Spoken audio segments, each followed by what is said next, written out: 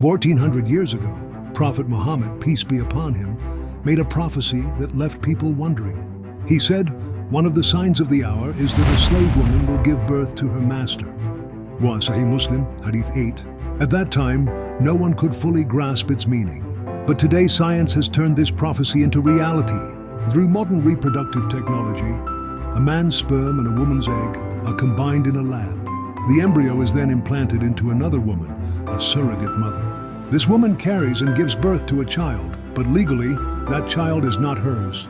She was just a carrier, a temporary guardian of a life that will grow to have authority over her. A woman, once a servant, now gives birth to her master.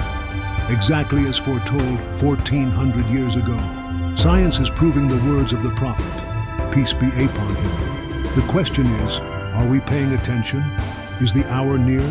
What do you think? Comment below and share this reality with others.